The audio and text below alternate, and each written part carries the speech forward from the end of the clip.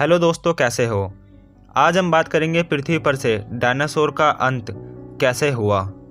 आज से 6.5 करोड़ साल पहले जहां आप और हम बैठे हैं वहां पहले डायनासोर घुमा करते थे।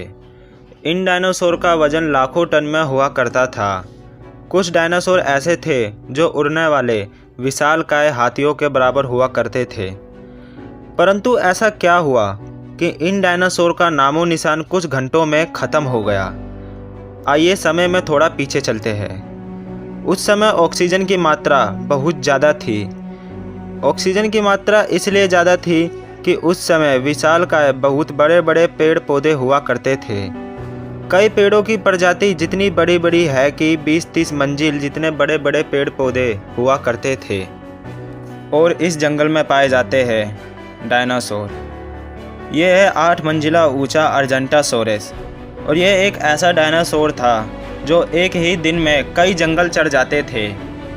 यह है चूने का रेगिस्तान जहाँ पर भारतीय ज़मीन लावा से भरी रहती थी और यहाँ पाए जाते थे राजासोरस। और बात करें समुद्र की तो वहाँ का अलग ही मंजर हुआ करता था। समुद्र से 7 बस जितने बड़े बड़े और इंसान जितने बड़े केकड़े तक का राज चलता था। अब समुद्र के बाहर आकर देखो तो अमेरिका के रेगिस्तान में पाए जाते थे टाइटेनोसोरस, जो 20 हाथियों जितना वजन, 10 मंजिल से भी ऊंचे जीव। दुनिया के हर कोने में इनकी आवाज़ गूंजती है, परंतु इन्हें क्या पता था कि वो कुछ ही घंटों में ख़त्म होने वाले हैं। आज के समय और डायनासोर के समय अंतरिक्ष में सूर्यमंडल और जुपिटर के बीच कई सारे उल्कापिंड हैं जो सूर्य के चक्कर लगा रहे हैं। 2 उल्कापिंड आपस में टकराने के कारण उसका एक टुकड़ा पृथ्वी पर तेज़ गति से बढ़ने लगा। पृथ्वी के पास आते ही कुछ टुकड़े चांद पर गिरे, परंतु स्पीड तेज होने के कारण चांद उसे खींच नहीं पाया।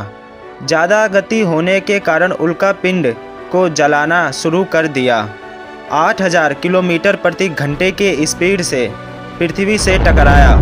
5 मिनट पहले उल्कापिंड की चमक इतनी तेज थी कि जानवर अंधे हो गए थे। उल्कापिंड जब गिरा उसकी ऊर्जा इतनी थी कि आज के 10 करोड़ परमाणु बम की तरह है।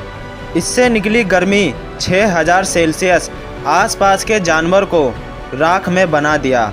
विस्फोट से जन्मी झटके की लहर इतनी तेज थी कि आधी पूरी पृथ्वी हिला दी और जो 150-200 किलोमीटर की रेंज में ज़मीन अंतरिक्ष में चली गई और पत्थर को ऐसे उड़ाया कि मानो गोली की रफ्तार से भी तेज़। और उसकी गर्मी ने पत्थरों को एक लावा का रूप दे दिया और समुद्र का पानी कुछ सेकंड में भाप बनने लगा और पलक झपकते ही जंगल सूख रहा था और जानवर का शरीर बहुत बुरी तरह उबल रहा था। परंतु बस ये तो शुरुआत थी। जो जमीन का मलबा अंतरिक्ष में गया था वे गुरुत्वाकर्षण के कारण जमीन पर वापस आने लगे। उन मलबों ने लावा का रूप ले लिया और पृथ्वी पर जहाँ जहाँ गिर रहे थे वहाँ कई किलोमीटर की रेंज में सब खत्म हो रहा था। उल्कापिंड के टकराव ने पृथ्वी के अंदर को पूरा हिलाकर रख दिया था, जिससे कुछ सेकंड में भूकंप भी आ गया था। भूकंप ऐसा था कि समुद्र के पानी में बैठे रेत मिलने लगे, जिसके कारण समुद्री जीव जंतु को ऑक्सीजन लेने में बहुत मुश्किल हो रही थी, जिसके कारण उनकी मौत हो गई। और बादल में धूल जाने की वजह से इनमें बिजली गिरने लगी।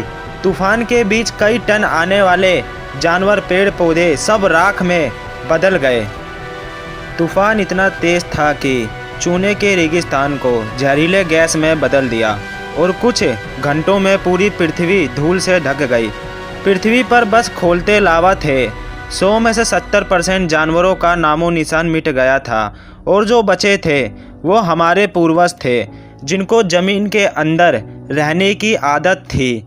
कम ऑक्सीजन में वो ज़मीन के अंदर रह लेते थे और जो जानवर पृथ्वी पे बचे थे ज़मीन के ऊपर, उनकी भी मृत्यु कुछ दिनों में हो गई क्योंकि उनको ऑक्सीजन नहीं मिल पा रही थी और हमारी पृथ्वी कुछ महीनों में बर्फ़ से ढक गई थी।